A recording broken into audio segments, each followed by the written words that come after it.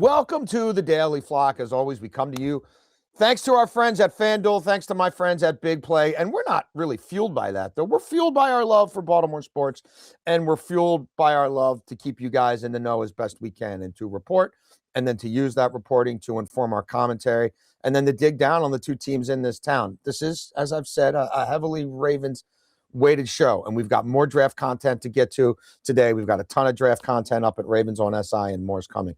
But we're getting to the dog days of the NFL, and we are going to be talking a little bit more O's, and we will have a segment at the end of the show on my buddy Mike Elias, who, boy, he's mooking it up again, but that's all he does. So we will get to that at the end of the show. We've got our trusty rundown there. Look, if that looks too small to you font-wise, and I'm a dinosaur, so I find everything out. Turn your phone the other way. Now you get my mug looking even bigger, which I get it. That is a price to pay. But you'll be able to see that rundown with a little more clarity. And we are going to drill down on the three selections. Again, I told you guys yesterday, spent over an hour going over the draft with the general manager and spending a lot of that time on the Ravens. There were three picks that stood out the most to him. We're going to dig down on that and explain why you should be super pumped. And look, you should be excited about the whole draft. Like, I don't love it, but there's things to be excited about. And these three picks in particular, I think you're going to enjoy. Steve Bisciotti, Boss Man, made a pick. We'll discuss. And Eric DaCosta has made it clear that the Ravens don't play till September. And then May, you can sign outside free agents, which you could obviously do anytime. But you get to a point and they don't count against the almighty comp pick equation. Then again, if you're going to let your owner make some of the picks, are we really going to hoard comp picks? Are we still into that? There are two defensive tackles who stand out from the bunch. I ran numbers yesterday on every age 30 to age 39, Calais Campbell, D tackle in the league. Why did I do that? Because these guys aren't getting a 25 or 26-year-old, and 25, 26-year-olds who are any good have already been signed. I'm going to tell you, I gave one away. One's Calais Campbell. There's another guy, though. Another guy who stood out from the bunch, talking to people, who's on your emergency list. They better go get a D tackle, and we will get to that. And like I said, my buddy Mike Elias in segment 4. Ooh, can't wait. But let's start with this draft, as we will, again, continue to sort of drill down on this through the week. We've got great guests coming up. Marty Herney, I'm sure you tuned in last week. I hope you did. If you didn't, you missed out. Marty's going to break the draft down with me, what the Ravens did and didn't do on Friday. And I'm like 95% sure to having a guest tomorrow that you absolutely will love. But I don't want to put the cart before the horse. So let's drill down on topic number one today, the three value potential diamond in the rough, best picks that one other general manager, and then I did run this stuff by other evaluators, and they like these players as well. Where could the Ravens really have struck gold? And the first player that stood out to this other general manager was their penultimate pick, their second to last pick in the draft, D tackle Raan Benny from Michigan. Let's hear from Eric DaCosta telling you a little bit about that selection. Raan Benny, we've coached him, right? Lou Esposito and Jesse. We like his frame, his skill set. He's a guy that can play 5-tech, 3-tech, physical guy, long arms, really has a good 5-tech body, which is tough to find. He's a strong run defender, and he fits us. He fits our mentality, and he knows our defense, and he's a plug-and-play guy coming in right out of the gates. Raan. Yeah, people, I know you hear this all the time, and it does get old, but people are shocked he was sitting there when he was, and this late in the draft. Now, there's some caveats attached. Last year, generational size, speed, interior pass rush, D tackle draft. Ravens set all of it out. Take an undersized kid at the very end. Didn't see the field much. I don't think he's going to see the field much in Jesse Minter's defense. We'll see what happens for Peoples. But that in real time was a whiff. I called it out on my prior platforms leading up to the draft. They're probably going to sit this out. They're crazy if they sit this out. They sat it out. Nnamdi Madubuike misses 15 games with a career-threatening spinal neck issue. Nnamdi Madubuike, I guess maybe it's been a week or two, has neck surgery. They say he'll be back. You saw the defense collapse without him. They wait till the end to finally address this. But I do think they may have struck gold here. And I do think this is a young man who, if he went at the end of the third round, people in the league would be saying, including now multiple general managers I run this by, yeah, that makes sense. He plays like an NFL player. He gets off on doing ugly things, dirty things. He wants to be a two-gapper. Everyone I've talked to said this is a rotational two-gapper right now. Like, he's not built like Broderick Washington. He's not that kind of body, but like getting more multiple, doing things different ways. Is he somebody who on early downs can lighten the load off others? He absolutely is. He comes from a program, and look, we know what these guys do, right? They drill down on the power programs, top programs where they're well connected. Obviously, Michigan, Minter, Harbaugh's brother, all that stuff. You know, Wink goes to Michigan when he leaves. They know that program inside out. They know these players inside out. There's going to be another kid with Michigan ties that we get to in these three that stood out to the rival GM. There's a lot to like about this kid. This general manager thinks that there is developmental pass rush, maybe more than some of the other D tackles in this draft. Like, he's not just going to resign himself to the fact that this is a first down, second down specialist in certain position groups, and he'll give you bang for your buck there. But that's all he is. They love his mentality. The whole play like a Raven thing and what they look for and competitiveness and determination. Like, everybody's like, oh yeah, that's something. Like, we're not shocked at all that DaCosta took him. They'll probably do really well with this kid. We are shocked that he was available when he was available. I also want to read you a little blurb here from our lads.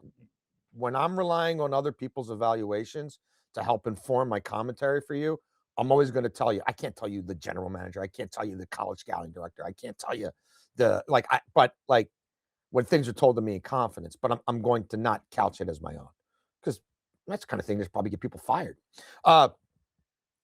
I trust our lads' scouting service a lot.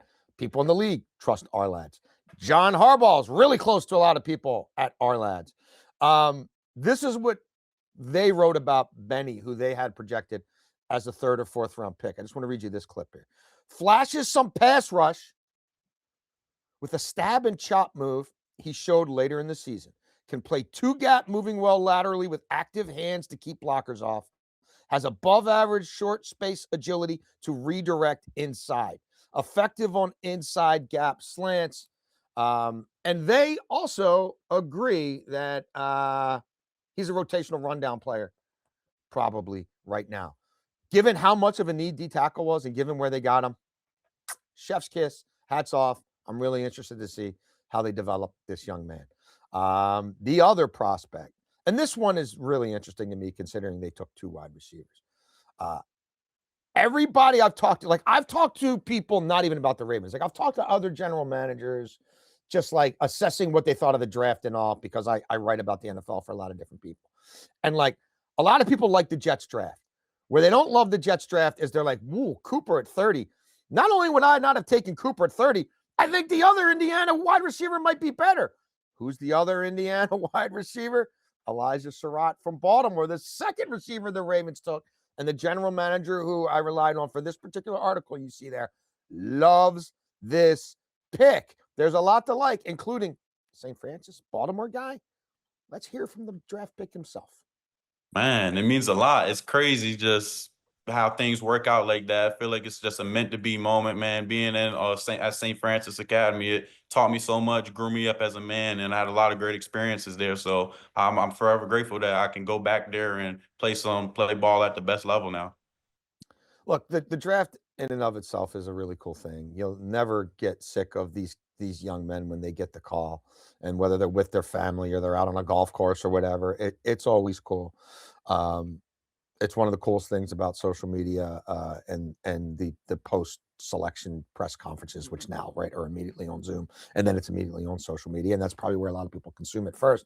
But the fact that he has Baltimore ties, the fact that you know how we are here, like, that stuff does matter here. We do have a chip on our shoulder. We are a little bit parochial and a little bit myopic, and that's part of our charm. But this is a cool thing. And it's not only that, but the way he plays. We are a blue-collar city. We have become accustomed to a certain brand of football. And this guy gets down and dirty. This guy wins in traffic. This guy blocks his backside off. And when this guy says, I've seen Lamar play, we know he's really seen Lamar play because he's been a Ravens fan. What does he think about playing with Lamar Jackson? Yeah, I've watched many of the Raven games, man. Lamar Jackson, one of the best players in the NFL, man. And I just want to be able to do my part on the field so he can trust me and I can go out there and make plays for him and make his job easy. Yeah. Look, when I ask them to compare these wide receivers, and we will do more of a compare contrast. We'll have that up at Ravens on SI Wednesday, because there's one more person I want to talk to before I totally foul that. It actually might be up. I might be able to get to it today, but I do want to talk to one more person. The whole compare contrast and what one does and what the other one doesn't do. What Serat will do is win in traffic. He's much more physical than Jacoby Lane. He's much more willing. Like, Jacoby Lane will beat you for a high point ball when he can get his body, the 6'4" and the leverage and all that. He's not going to out physical anybody. He as an X receiver, you're going to see some press man in the NFL. Like, how does Jacoby Lane handle that? People wonder. Serat, they don't wonder nearly as much. And so you look at the scope of this offense, and look, it's a 30-year-old rookie offensive coordinator. Last year, they had one of the best offensive coordinators in the league, and he couldn't get the ball distributed all over the place because the offensive line was so bad. On paper right now, the offensive line is worse. And so is Rashad Bateman going to be able to get deep balls? Well, he couldn't get many last year, and that might not be what it's about this year. And so of these two receivers, I think Lane, and again, this GM thinks Lane is more of a sort of get in where he fits in certain situations. Like, this GM thinks he didn't think there's a true number one wide receiver in this draft. Even Cornell Tate, who went top 5, because of the lack of true twitch and true blazing speed, he doesn't think he's a 1. There'll be a lot of 1.5s and 2s. Like, this GM thinks Serat's going to be a starting receiver, a starting quality receiver, and like he could start on a lot of teams. Like, not just a starting receiver on a team that doesn't have many receivers. Like, people are excited about this kid. Again, people think his upside, multiple general managers think his upside is better than his teammate, Cooper, from Indiana, who went 30th overall. Now, one of the things that Serat can specialize in is the ability to catch the back shoulder fade, which is something I think we have to assume, and Declan Doyle's non-existent, but we're going to find out soon. Offense, it must be something he prizes because it's something in both of their toolkits. What does Elijah Serat think about those particular looks? Yeah, my mindset is just anytime the ball's in the air, that it's mine. No matter if I'm uncovered, no matter if I have one person on me, 2 person on me, just as a receiver, if you want to be great, you got to have that mindset. So whatever pass it is, I feel like I can make it. And the back shoulders throws, there's something that's a big strength of my game. I've been able to do it just about every year in college. Thankfully, I've had lots of great quarterbacks, like you said. Fernando's done a great job of putting it where I need to be. And my thing with the back shoulders is just you're always trying to win over top, and then it's kind of, well, if you know, it's a feel thing, and then it's just a trust between you and the quarterback, and that just happens. Doesn't happen overnight. It just happens with reps throughout camp and practices. That's all it is. Quarterbacks don't just trust anybody. I still don't think Lamar Jackson really trusts Rashad Bateman. 14 career touchdowns to 9 interceptions, and the lowest passer rating throwing to Bateman of anybody who's caught at least 40 balls from Lamar. I think he's going to trust this kid. I think he's going to trust this kid right away. And I think he's going to trust this kid in a lot of ways. And again, Jacoby Lane, maybe not as developed. I'm not going to say a one-trick pony, but maybe more of a couple-trick pony, which again, there's a time and place for that. Was it at the expense of Dominique Orange at 80th overall? Only time will tell. Be real interested to see what some of our upcoming guests think about that. I know what the league thinks about it. But it doesn't mean all this can't work, but I'm really excited about Serat. And the third player and look, this GM loved the punter, but I mean, we're not going to break a punter down here, right? I mean, the 3 that really kind of jumped out of him outside of the punt, and everybody loves Vega. I don't have to, that's established. Was tight end Matthew Hibner, which is interesting because he's not everybody's cup of tea, but this is a kid who started his career at Michigan, a late bloomer, knows Jesse Minter. Let's watch Hibner get the call from DaCosta. Maybe something like, I have protection, just need a lifeguard. What about that emoji with the shots? Muted. Or maybe flooded with emotion. Hey, is this Matthew? Yes, sir. Hey, it's Eric DeCosta in Baltimore. How are you? I'm doing good. How are you?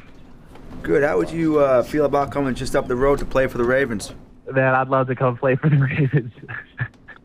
Well, we'd love to have you. The coaches are really, really fired up. You're going to get a chance to come and play with Lamar Jackson and Mark Andrews. And I know you're one of the players that our coaches really like, coming out of the local pro day and watching your tape and spending time with you. So we're really fired up for what you bring to the Yes, table. sir.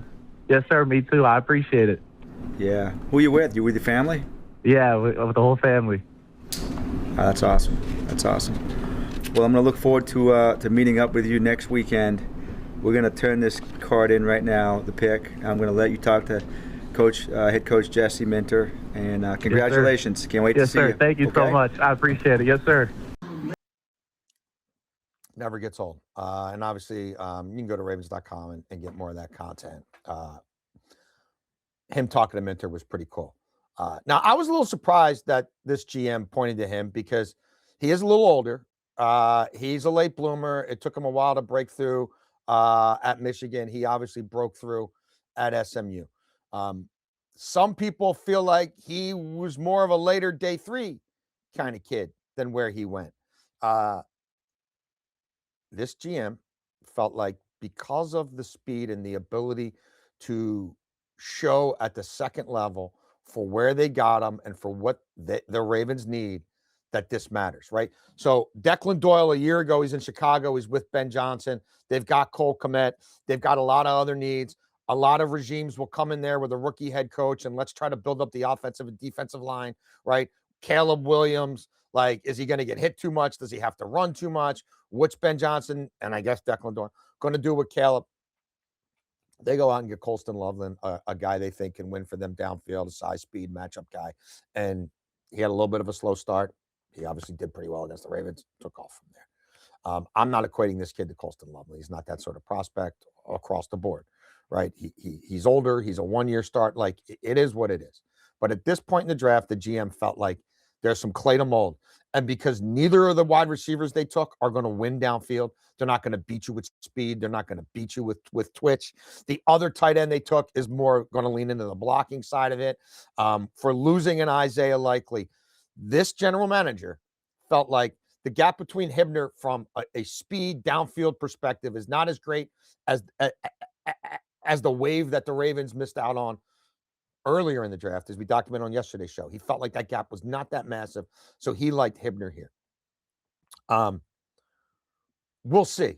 Declan Doyle clearly has a plan for this young man. I will say, our lads, and nobody's got a draft Bible. There is no draft Bible. The teams themselves don't know. Our lads projected him to go 6th or 7th.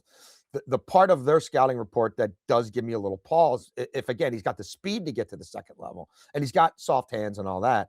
But the Arlad scouting report reads, no real burst, although he runs respected time routes, needs to get in and out of his routes quicker. Yards after the catch are in need, needs to make people miss, has developed a wealth of experience over his long collegiate career. That being said, this coupled with a special teams experience leaves the door open to show his wares and to have the tools to make a team.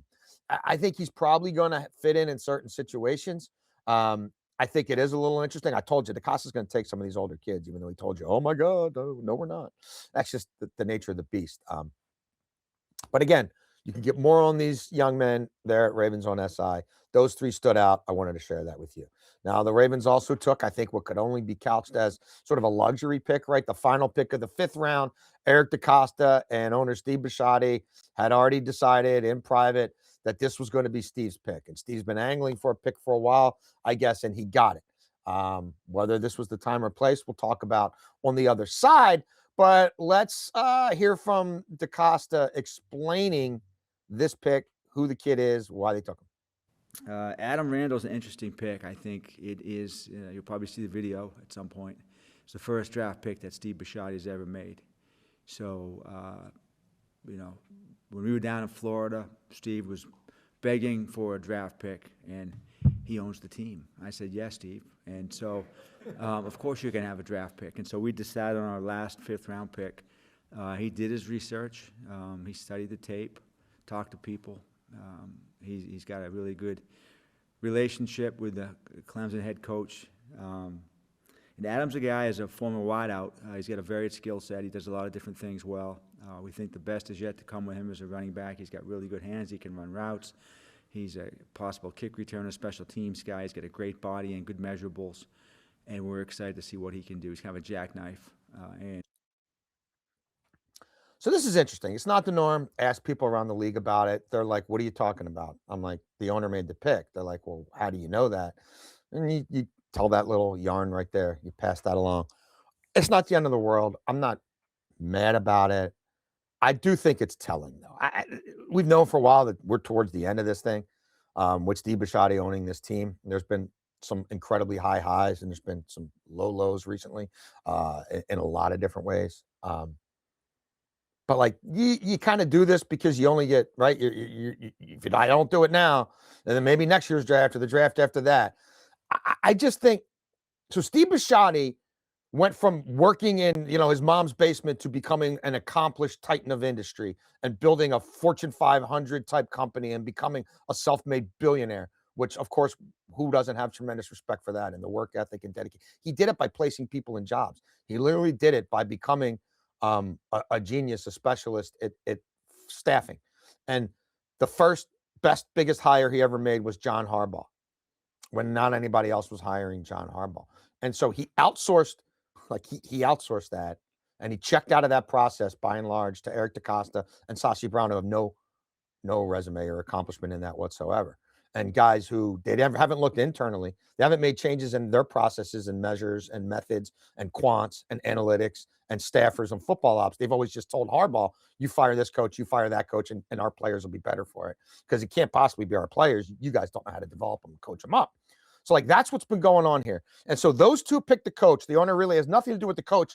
And now these two are going to hold on to all 11 picks and cling to every comp pick and outsource one to the owner, who's good at staffing people but not picking players.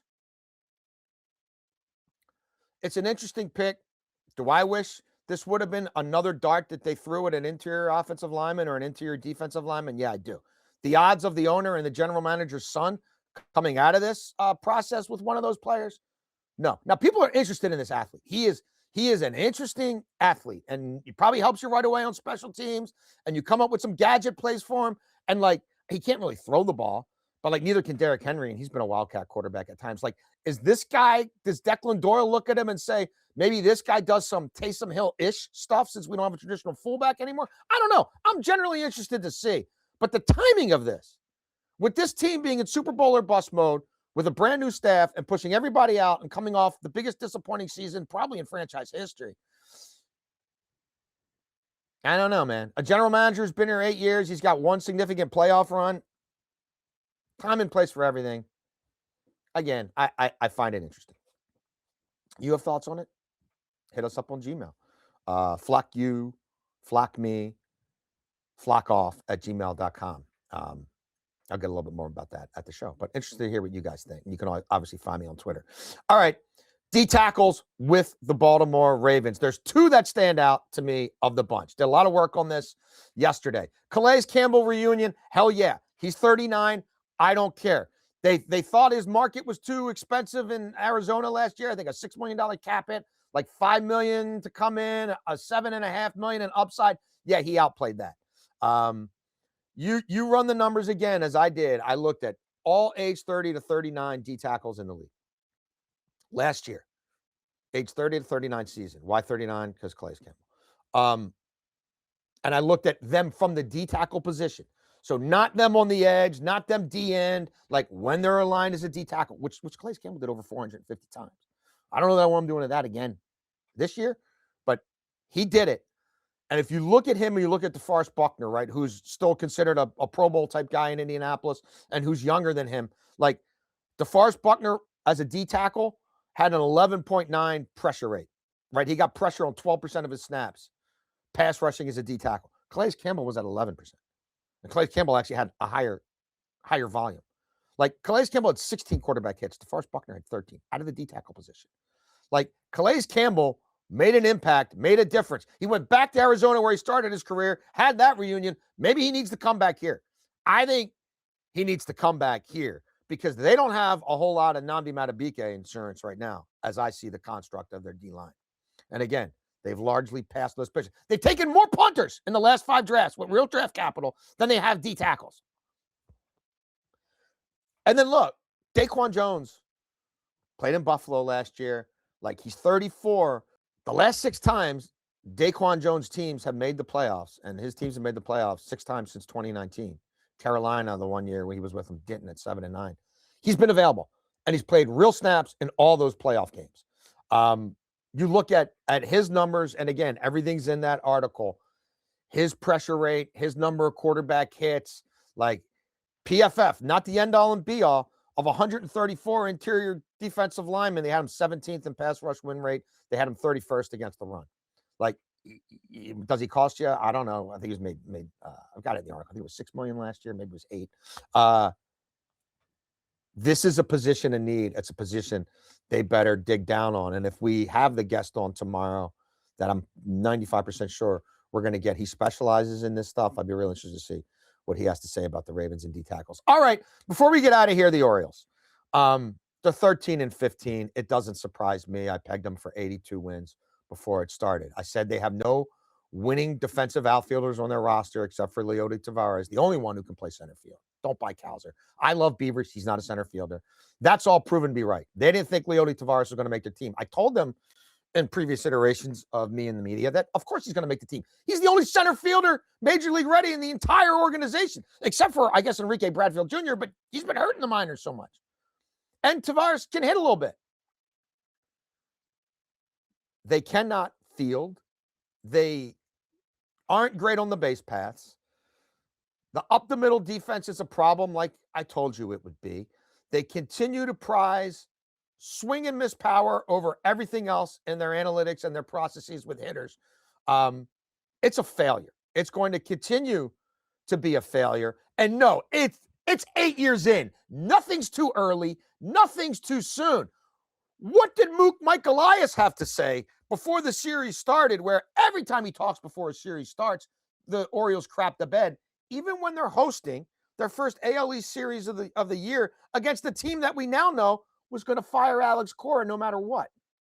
I think we all wish our record was better, but a lot of positive things happening with the play. I mean, I think that the effort and the character and resiliency we're kind of seeing out on the field is good. I think the talent level on the team is impressive to me and has me really being optimistic, but I think the flow of the play, there's a lot that we can do to be more consistent and kind of clean up and get working better as a machine.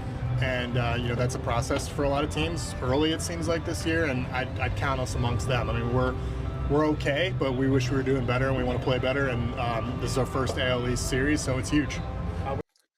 It's huge, and they crapped the bed. They lost 17-1, and the team they were facing, the biggest disappointment in baseball, still fired their skipper. What do you think the Red Sox think of Mike Elias' roster? On Sunday, they faced the lefty. What they've done against lefties since the start of last season, they're bottom 8 in the league in OPS and slug. They're bottom 5 in the league in whiff rate and strikeout rate against lefties. They only struck out 7 times on Sunday.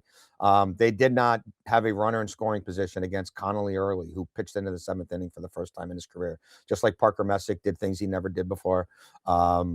Basically, every starter in that Guardians series did things they never did before. Look, they're 13-15, and they've played a soft schedule. They are fundamentally unsound. They are an unserious front office. They had the opportunity a year ago in May, almost a year, when Elias fires his buddy Brandon Hyde and says all the different things he's going to do. They had a chance to be circumspect and real about who they are and how much of a failure they are and how they've been stealing people's money in a never-ending rebuild for years. They did none of that. What Mike Elias did is create the GM opening to, tell his bosses we're going to do some things differently and then not fill it. He didn't bring up any dissenting voices or people from the outside who might have opinions other than the ones of his minions who were paid to lick his boots. 16 people got raises and extensions and new titles in that organization after 6.5 years of mostly recent failure. And this guy got more money and more power to bring in an overmatched rookie skipper, like I told you when they fired Hyde. they're only going to bring in an overmatched rookie skipper. He had a team that was utterly fundamentally unsound at its core. He's got player development that can't teach 2nd and 5th overall picks how to catch a fly ball. And do they go get Buck Showalter? Do they go get Joe Girardi? They don't even talk to him. They were never going to talk to him. They bring in a guy from Cleveland where they play guards ball, and this is still the sloppiest, most pathetic horse bleep baseball you're going to see at the major league level. They're getting outplayed by the Nats, who people thought would lose 110 games. The starting staff is a joke. Bradish ain't right. Nobody comes back from Tommy John or any serious arm ailment under this regime right. Nobody. They're in trouble. They're in a lot of trouble. And what we definitely know is this guy is an even bigger fraud when it comes to fixing his team in season. He's been a perpetual failure at the deadline.